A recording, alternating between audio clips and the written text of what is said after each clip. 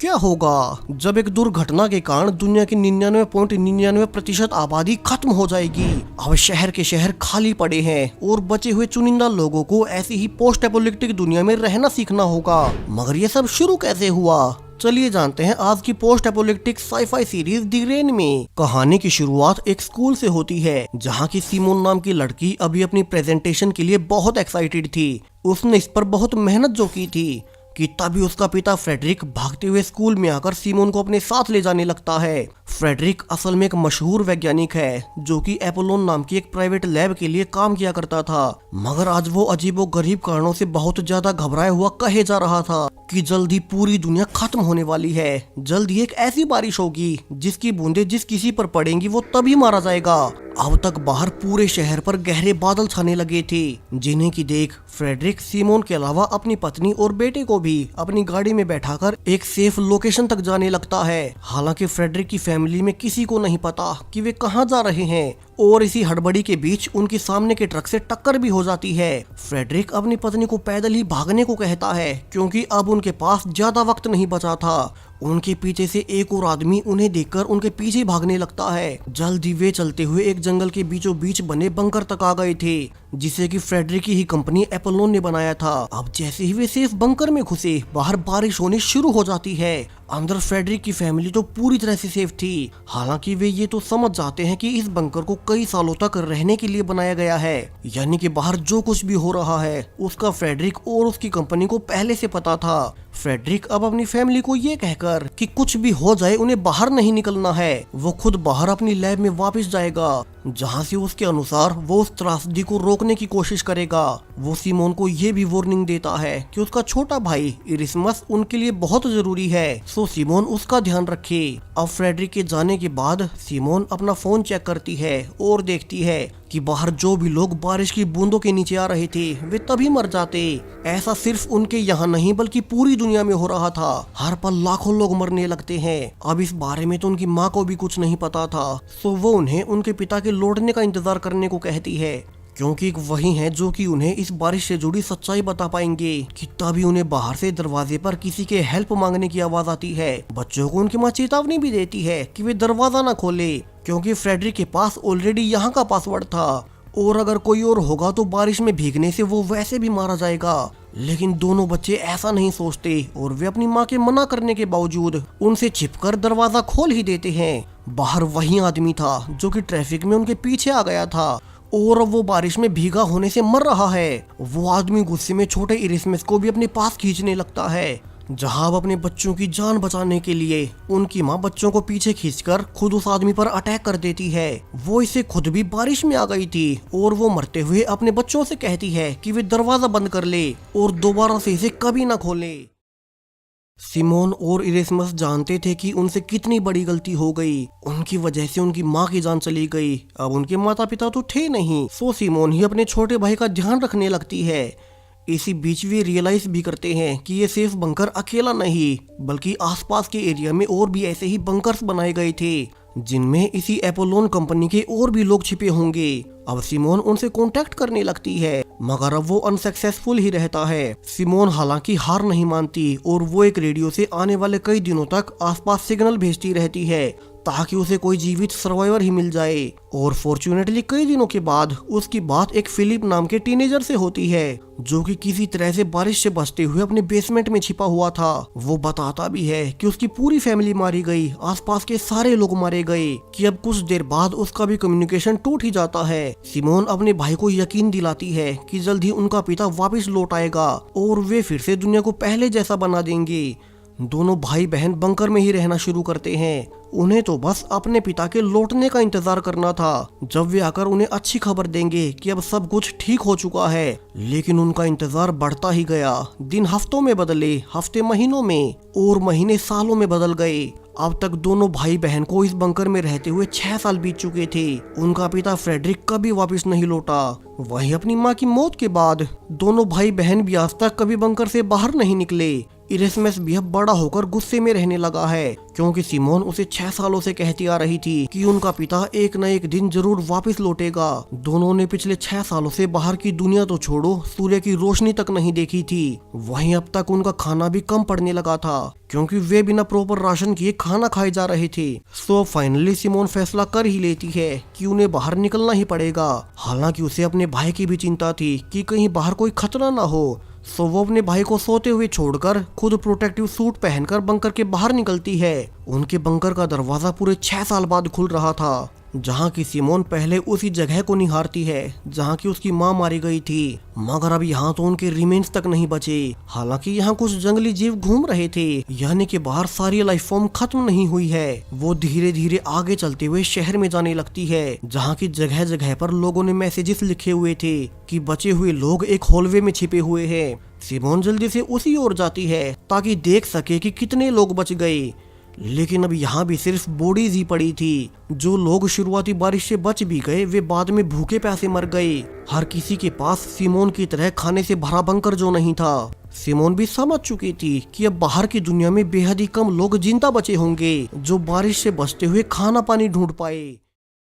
अब अगली सुबह तक जब इरेस्मस जागा, तब तक सिमोन वापस आ चुकी थी और वो उसे अच्छी खबर देती है कि वो अकेली बाहर देखने गई थी, लेकिन उसे कोई जीवित सर्वाइवर नहीं मिला। और अब चूंकि उनका खाना भी खत्म हो रहा है, तो वे बाहर निकल सकते हैं। उन्हें बस ध्यान देना होगा कि वे बारिश की बूंदों से बचकर रहें। दोनों एक दिन बाद बाहर जाने का फैसला करते हैं, जब बंकर के बाहर सूर्य की रोशनी खिली हो। लेकिन जब वे दोनों सो ही रहे थे कि बाहर से कोई जानबूझकर उनकी एयर वेंट को सील करने लगता है, जिससे जल्द ही बंकर की सारी ऑक्सीजन खत्म हो गई। सो अब उन्हें जान बचाने के लिए बाहर निकलना ही पड़ता है। यहाँ बाहर कई सारे लोग इसी का इंतजार कर रहे थे। असल में कल रात जब सिमोन बाहर गई, तब कुछ सर्वाइवर्स ने उसे देख लिया था और उसका पीछा करते हुए वे बंकर तक आ गए।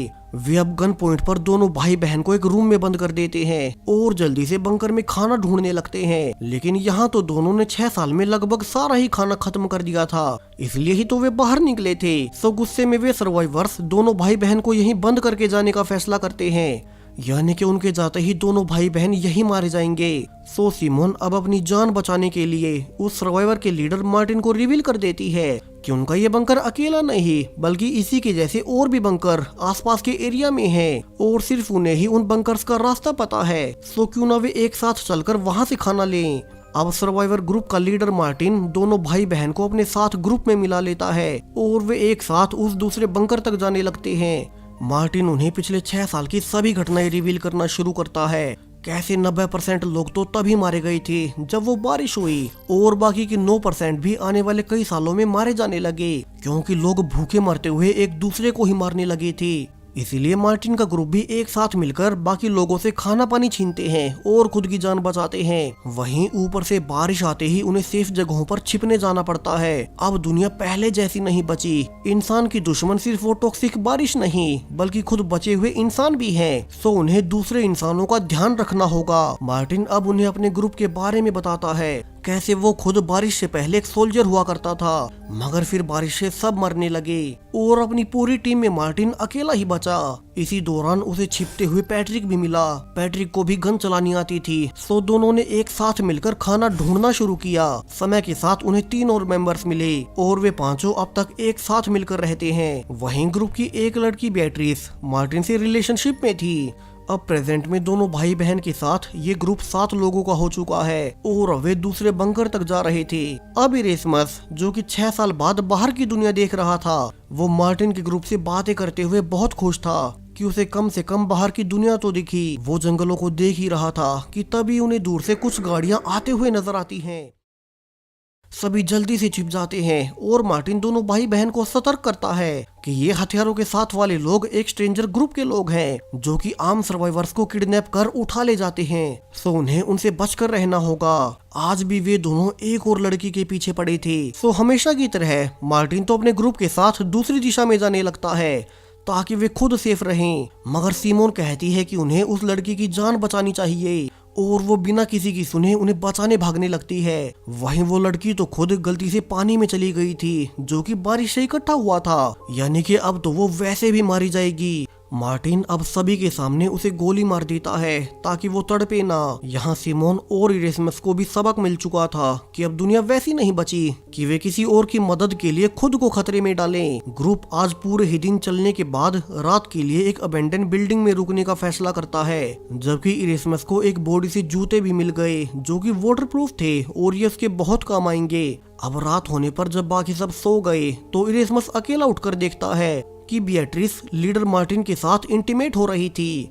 इरेस्मस इससे बहुत जेलस था क्योंकि उसे खुद बिएट्रिस अच्छी लगने लगी थी। अगले दिन सुबह होने पर वे फिर से दूसरे बंकर की ओर जाना जारी रखते हैं, जिस बीच इरेस्मस का पैर गलती से एक गड्ढे में चला गया जिसमें कि वहीं बारिश का पानी था। मार्टिन पहले ही गन निकाल लेता है ताकि इरेस्मस के बीमार होते ही उसे गोली मार दे, जबकि सिमोन उसे जल्दी से रोकती है क्योंकि इरेस्मस के जूते 100% वाटरप्रूफ थे और कुछ देर में प्रूफ भी हो गया कि इरेस्मस बिल्कुल सेफ है। वे और आगे बढ़ते हुए फाइनली दूसरे बंकर तक पहुंच ही जाते हैं। यहाँ इरेस्मस और सिमोन को यहाँ का पासवर्ड भी पता था, सो वे जल्दी से अंदर जाकर देखते हैं कि यहाँ तो कभी कोई सर्वाइवर आया ही नहीं, यानी कि सारा खाना पानी अब तक सेफ था। हर कोई बहुत खुश होता है कि अब उन्हें लंबे समय तक कहीं जाने की जरूरत नहीं पड़ेगी, वे यहीं बंकर में सेफ रहकर आराम से जी पाएंगे। मार्टिन के साथ ही तो कई हफ्तों से ढंग से खाना भी नहीं खा पाए थे, सो वे तो सीधा खाने पर टूट पड़ते हैं। लेकिन सिमोन को एक रूम से कुछ और ही मिलता है। उसे असल में अपने पिता फ्रेडरिक का फोन मिला था, लेकिन वो यहाँ कैसे पहुँचा? वो जल्दी से अपने भाई इरेस्मस को सब बताती है, यानी कि उनका पिता उनके बंकर से निकलने के बाद इस बंकर में आए होंगे। अब उन्हें फोन में फ्रेडरिक के बॉस की वीडियो भी मिलती है जो कि उन्हें जल्दी से कंपनी की मेन लैब में आने को कह रहे थे। वे खुश थे कि उनका प्लान काम कर गया, यानी कि 6 साल पहले जो कुछ भी हुआ, जितने भी लोग मारे गए, वो सब कुछ फ्रेडरिक की कंपनी ने ही करवाया था और उनके पिता 6 साल पहले यहाँ आने के बाद मेन लैब में चले गए। सिमोन जल्दी से सब कुछ लीडर मार्टिन को दिखाती है और कहती है उन्हें भी अब यहाँ से उसके पिता की कंपनी की मेन लैब में जाना चाहिए। क्या पता उन्होंने अब तक उस बारिश का एंटीडोट ढूंढ लिया हो। लेकिन अब मार्टिन इसके लिए तैयार नहीं होता, उसे तो उनका ठिकाना मिल चुका था। इस बंकर में सिक्योरिटी और खाना सब कुछ था, तो वे भला रिस्क लेकर दोबारा बाहर क्यों ही जाएंगे, बेशक से उस लैब में एंटीडोट मिलने की संभावना हो। सो सिमोन अब अपने भाई इरेस्मस के साथ अकेली ही बंकर से निकलकर जाने लगती है। वहीं पीछे बंकर में जब बाकी टीम को पता चलता है कि मार्टिन ने दोनों भाई बहन को अकेले ही जाने दिया, तो बिएट्रिस भी 2 और लोगों लिया और जीन के साथ उनके पीछे चली जाती है। क्या पता उन्हें उस लैब में कोई एंटीडोट मिल ही जाए और फिर उन्हें बारिश से बचने की कोई जरूरत ना पड़े। अब बंकर में सिर्फ मार्टिन और पैट्रिक ही बचे थे, जबकि बाहर सिमोन और इरेस्मस बाकी तीनों से मिल ही गए और वे पांचों एक साथ मिलकर आगे बढ़ने लगते हैं। वे लगातार चलते हुए एक साथ मिलकर बर्बाद हो चुके शहरों को पार करते जा रहे थे।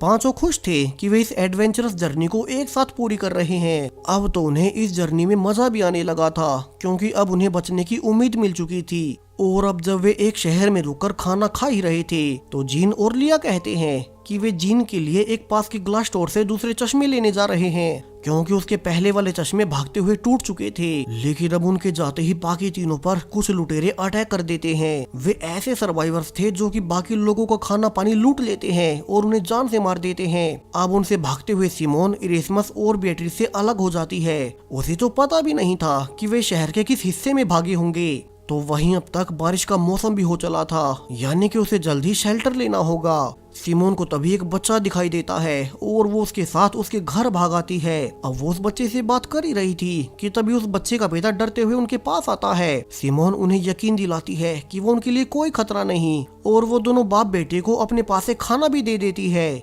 लेकिन बारिश के खत्म होते ही जब वे दोनों जा ही रहे थे तो सिमोन के दिए खाने की वजह से वे लुटेरे दोनों पर टूट पड़ते हैं और उन्हें जान से मार देते हैं। सिमोन अंदर से रोते हुए कुछ नहीं कर सकती थी, उसके खाने की वजह से वे दोनों भी मारे गए और वो बड़े ही भारी मन से पीछे वाले रास्ते से बचकर बाहर निकल जाती है ताकि वे लुटेरे उस तक ना पहुंच जाए। वहीं बिएट्रिस इरेस्मस के साथ अपने पुराने घर में जाती है, वो घर जहाँ की बिएट्रिस अपने पेरेंट्स के साथ रहा करती थी, मगर भी यहाँ तो उनकी बॉडीज ही बची थी। बिएट्रिस उन्हें देखकर बहुत दुखी होती है और इरेस्मस उसे शांत करता है कि अब वो उसके साथ है। वहीं अब चूंकि बारिश भी रुक चुकी थी तो वे सब उसी जगह पर जाते हैं जहाँ से वे सब भागकर अलग हुए थे और फाइनली पांचों फिर से मिल ही गए। लेकिन एक लुटेरा सिमोन का पीछा करते हुए यहाँ तक आ गया और वो इरेस्मस को चाकू की नोक पर ले लेता है, ये कहकर कि वे लोग अपना सारा खाना पानी उसे सौंप दे। कि तभी पीछे से मार्टिन और पैट्रिक गन के साथ वापस आ जाते हैं, क्योंकि उन्हें बाद में एहसास हो ही गया कि उन्हें अपने ग्रुप के साथ होना चाहिए। लेकिन अब गुस्से में वो लुटेरा इरेस्मस को चाकू मारकर वहाँ से भाग जाता है। सिमोन जल्दी से अपने भाई को देखकर रोते हुए कहती है कि अगले ही शहर में एक और बंकर है, तो उन्हें इरेस्मस की जान बचाने के लिए वहीं जाना होगा, क्योंकि बंकर्स में मेडिकल की सुविधाएं भी होती हैं। और वे सभी अब इरेस्मस को उठाकर भागते हुए उसी तीसरे बंकर तक पहुंच जाते हैं, मगर यहाँ तो सब कुछ बर्बाद पड़ा था। सिमोन अपने भाई का घाव देखकर समझ जाती है कि उन्हें बाहर किसी डॉक्टर को ढूंढना होगा, वरना वो जिंदा नहीं बचेगा। वहीं बाहर जीन और लिया देखते हैं कि वहां से उन स्ट्रेंजर्स की गाड़ियां निकल रही थी। सो मार्टिन कहता है कि वे पहले उन गन वाले स्ट्रेंजर्स से उनकी गाड़ियां छीनेंगे और उन्हीं से आगे दूसरे टाउन में चले जाएंगे।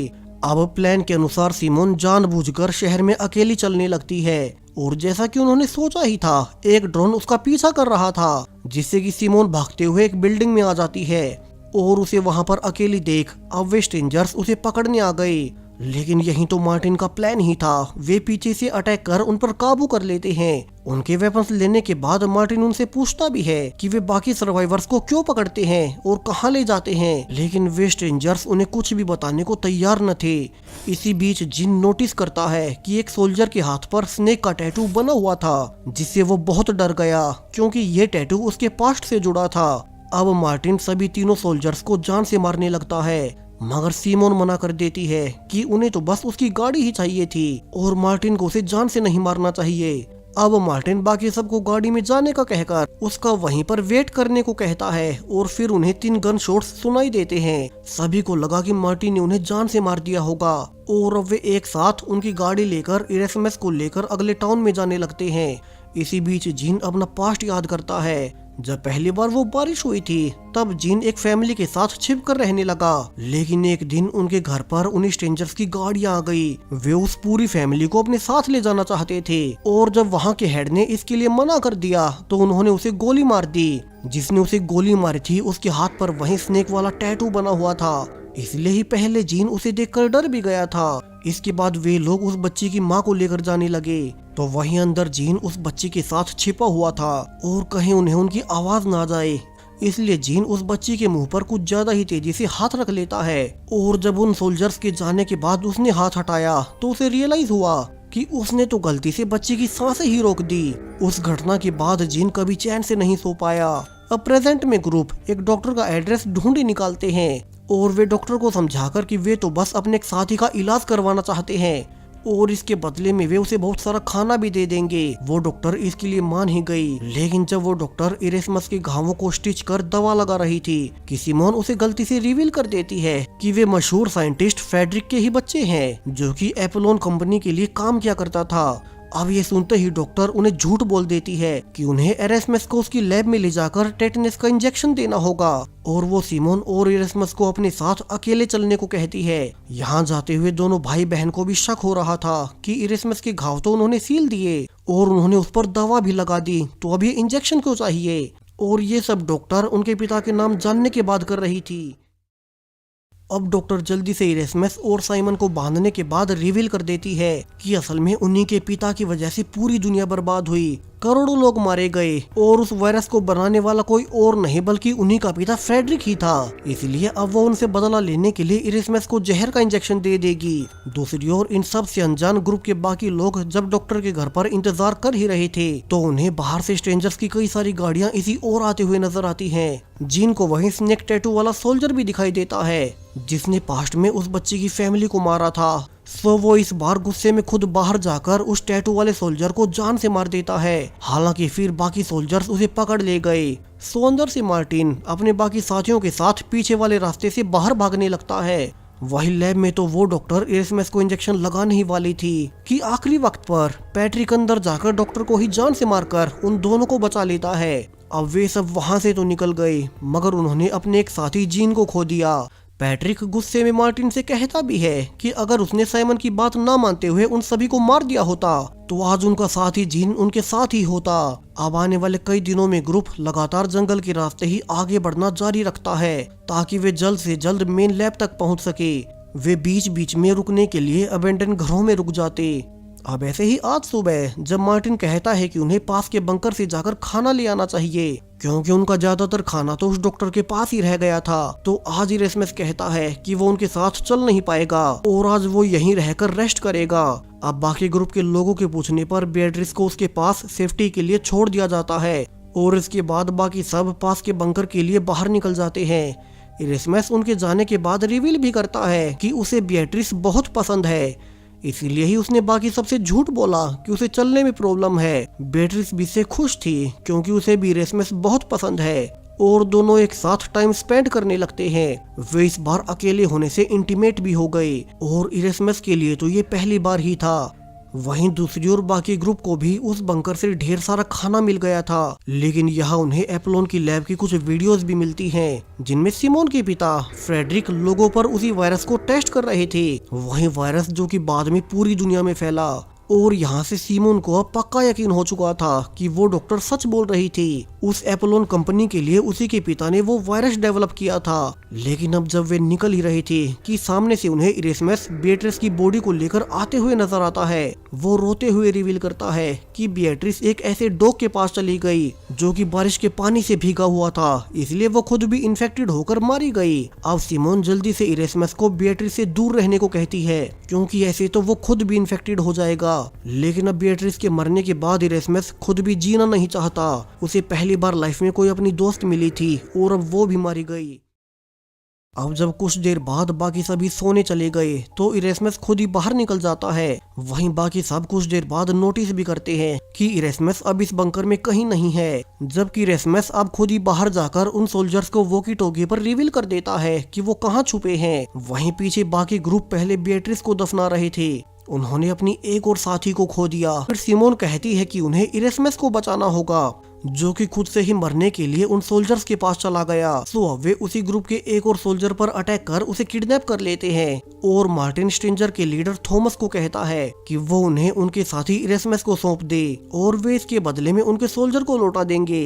हालांकि इरेस्मस जो कि स्ट्रेंजर्स की कैद में था वो तो अब जीने की उम्मीद खो चुका था। बेatrice जिससे उसे प्यार हुआ वो अब इस दुनिया में नहीं है, सो वो भी जीना नहीं चाहता। अब अगले दिन जब वे एक्सचेंज के लिए मिलते हैं तो स्ट्रेंजर्स का लीडर थॉमस रिवील करता है कि क्या वे अभी तक नहीं समझे, इरेस्मस असल में उस वायरस से इम्यून है, इसलिए तो बेatrice की बॉडी उठाने के बावजूद वो खुद इन्फेक्टेड नहीं हुआ।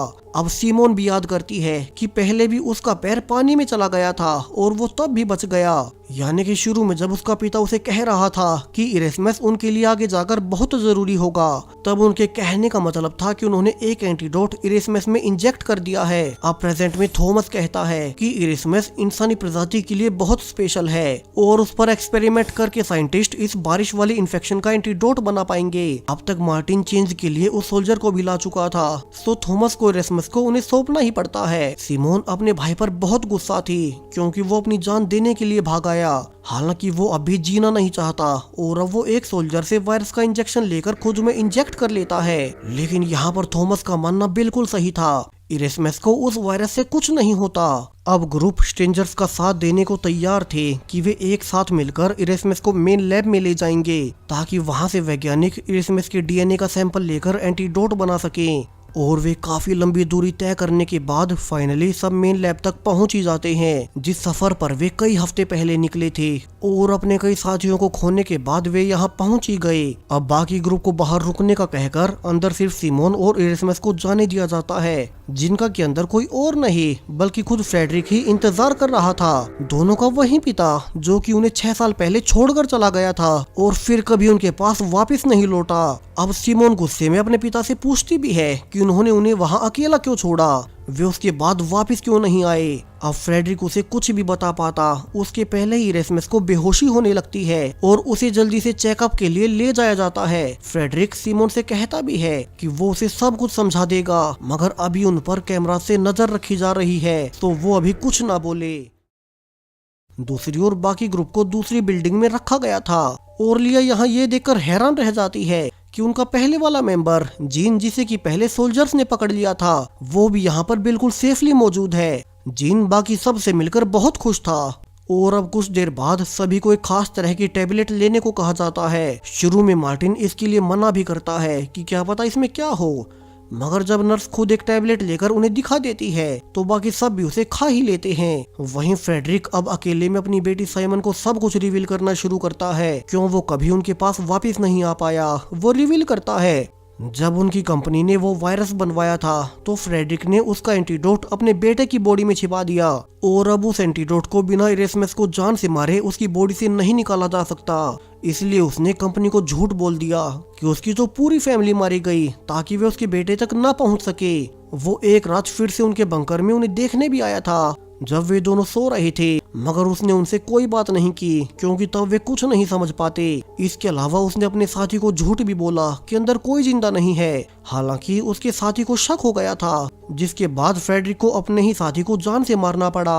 अब फ्रेडरिक इरेस्मस को देखने उसके रूम में जाता है, लेकिन यहाँ तो सरप्राइजिंगली सारे ही डॉक्टर्स इन्फेक्टेड होकर मर रहे थे। फ्रेडरिक जल्दी से इरेस्मस का डीएनए चेक करने लगता है और जो उसे पता चलता है वो तो बहुत ही खतरनाक था। वो जल्दी से पूरी बिल्डिंग को लॉक करवा देता है ताकि कोई बाहर ना निकल सके। दरअसल इरेस्मस की बॉडी में जो वायरस गया था वो समय के साथ इवॉल्व हो गया और अब वो पहले से भी और ज्यादा खतरनाक हो चुका है। अब इरेस्मस खुद ही उस वायरस का सबसे बड़ा कैरियर बन गया। इसी कारण जो डॉक्टर्स इरेस्मस को ट्रीट कर रहे थे वे सभी मारे गए। फ्रेडरिक अपनी बेटी से भी कहता है कि वो अकेले ही अपने साथियों के साथ यहाँ से बाहर निकल जाए, लेकिन वो इरेस्मस को बाहर नहीं जाने दे सकता। इसके अलावा उसके पास और कोई ऑप्शन नहीं है। लेकिन सिमोन ऐसा नहीं करती। वो उल्टा अपने दोस्तों को वीडियो कॉल पर कह देती है कि वे कैसे भी करके उनकी मदद करे और उन्हें अभी इरेस्मस को बाहर निकलवाना होगा, वरना उसका पिता इरेस्मस को जान से मार देगा।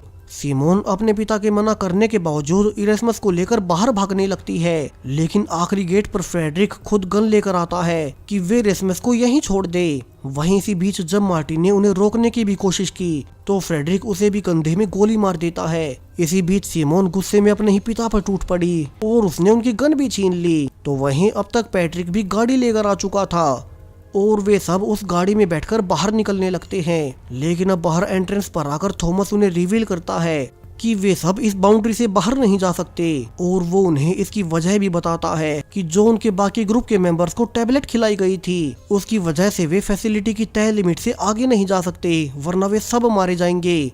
उस टैबलेट से बहुत से नैनो सेल्स उनके ब्रेन में चले गए हैं, और अगर उन्होंने इस बाउंड्री से बाहर भी कदम रखा तो उनकी बॉडी में वायरस रिलीज हो जाएगा। अब सिर्फ सिमोन और इरेस्मस ही ऐसे लोग थे जिन्होंने वो टैबलेट नहीं ली, सो बाकी ग्रुप उन दोनों को अकेले भागने को कहते हैं। लेकिन सिमोन के अनुसार वो उन्हें पीछे नहीं छोड़ सकती और वो उन्हीं के साथ इसी एरिया में कहीं और छिप जाएंगे। वहीं दूसरी ओर एप्लोन कंपनी की बहुत बड़ी मीटिंग चल रही थी, जिसमें कंपनी का हेड रिवील करता है कि अब तक उनका प्लान पूरी तरह से कामयाब रहा है और वे उस वायरस को अपने फायदे के लिए वेपनाइज कर सकते हैं। इसी थ्रिलिंग एंडिंग के साथ द रेन सीरीज का पहला सीजन यहीं पर खत्म हो जाता है। अब उस वायरस का असली राज क्या था, कंपनी उससे क्या करना चाहती है, जबकि अब इरेस्मस का क्या होगा, सब कुछ रिवील होगा इस सीरीज के दूसरे सीजन में, जो कि जल्द ही चैनल पर आने वाला है। सो मेक श्योर कि आपने चैनल को सब्सक्राइब कर रखा हो इस सीरीज के आने वाले दूसरे सीजन के लिए। Thank you.